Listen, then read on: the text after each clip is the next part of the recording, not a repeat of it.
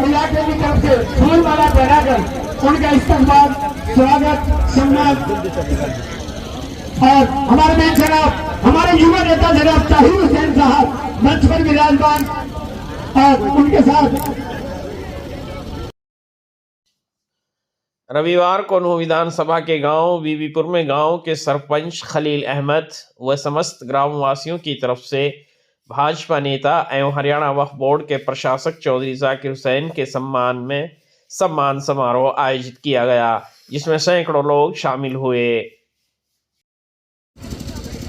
काबिल गौर बात यह है कि नूह फसाद के बाद और हालिया दिनों में बड़ा मदरसा नूह यानी मदरसा मोइनुल इस्लाम के बच्चों की गिरफ्तारी के बाद भी क्या मेवात के मेव मुसलमान भाजपा के साथ जुड़ पाएंगे। दूसरी ओर सियासी मुबस्सिरीन का कहना है कि अगर नूह ज़िले में बीजेपी पार्टी से वाबस्ता लोगों ने बीजेपी को खैरबाद नहीं कहा तो यहाँ भी उलमा इकराम बीजेपी की मुखालफत के लिए मैदान में सरगर्म अमल नज़र आ सकते हैं। मैं आभार व्यक्त करता हूँ हमारे बीबीपुर गांव के सभी ग्रामवासियों का और मौजीजान का और ग्राम पंचायत का और खासतौर पर जो ग्राम पंचायत के सरपंच हैं भाई खल्ली का, कि उन्होंने और गांव के सभी साथियों ने इतना शानदार स्वागत किया है और एक हौसला बढ़ाया है। और आने वाले लोकसभा विधानसभा के चुनाव की हमने जन अभियान की यहाँ से शुरुआत की है, इसके लिए मैं उनको धन्यवाद देता हूँ। तो सर अभी आपने बहुत सी समस्या भी गांव की सुनी है, क्या गांव की जो सबसे इलाके की मेन समस्या आई है कि जो हमारा ये बॉम्बे एक्सप्रेसवे का जो कट है, इसमें से ये एग्जिट और एंट्री नहीं है, इसमें से ये टोल टैक्स वाले नहीं देते, तो इसके बारे में मैं माननीय मुख्यमंत्री श्री मनोहर लाल जी के जो मेवात की हर समस्या को अपनी निजी समस्या मानते हैं,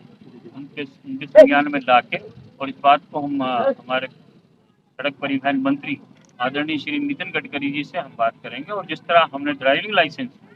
8वीं की जो शिक्षा की अनिवार्यता थी वो तो खत्म करवा ली है माननीय मुख्यमंत्री जी ने, मुझे उम्मीद है कि हम मुख्यमंत्री जी इसे भी मंजूर करवाएंगे और यहाँ पर ये समस्या सुलझेगी। और गांव की जो और भी जो चीजें हैं जो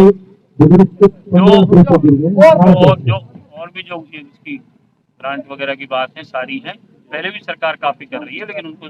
मंजूर करवाने की बात है। उसमें भी 5 राज्यों में भारतीय जनता पार्टी की भारी बहुमत से सरकार बनी। बात करें नूह जिले की तीनों, अब की बात नूह जिले में पूरी आने की उम्मीद है क्योंकि कमल खिलेगा। आपने देखा कि जिला परिषद में हमारे टिकट पे जिन्हें लड़ाया वो जिला परिषद के अध्यक्ष बने, 7 सीटें जीती और 2 नगर पालिकाओं पुल्हाना और फिरोजपुर झिरका में कमल पे हमारे उम्मीदवार नगर पालिका चेयरमैन बने। और नूह नगर परिषद में जो गठबंधन की सरकार में जो जजपा को गई उस पर भी हमारे संजय मनोचा जी उसके ऊपर चेयरमैन बने हैं। तो निसंदेह आने वाले वक्त में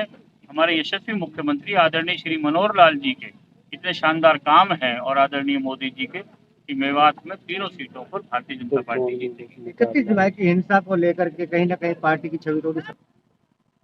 31 की घटना को लेकर उसके लिए पार्टी की कोई छवि खराब नहीं हुई, बल्कि पार्टी की छवि इस बात पर सुधरी है कि जो हालात इतने खराब हो सकते थे उसका फौरन संज्ञान लेकर माननीय मुख्यमंत्री जी ने उस बात को खुद कंट्रोल किया, प्रशासन ने और एडमिनिस्ट्रेशन ने। और उस आग को महज जो कुछ इलाके में जो हुई थी नुहू बाईपास के ऊपर या और आगे बड़कली चौक के ऊपर, और जो एक प्रायोजित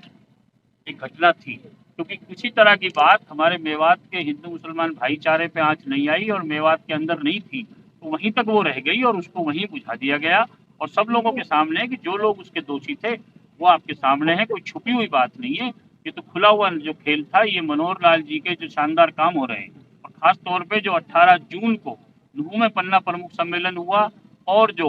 20 जुलाई को माननीय मुख्यमंत्री जी की इतनी शानदार सभा फिरोजपुर झिरका में हुई, उन विकास कार्यों से चिढ़ के ये लोगों ने इसको मेवात के माहौल को खराब करने का प्रयास किया। लेकिन मेवात का माहौल ना कभी खराब हुआ है ना होगा। इंशाल्लाह यहाँ की 36 बिरादरी, यहाँ के जिम्मेदार एक दूसरे से प्यार से रह रहे हैं और रहेंगे।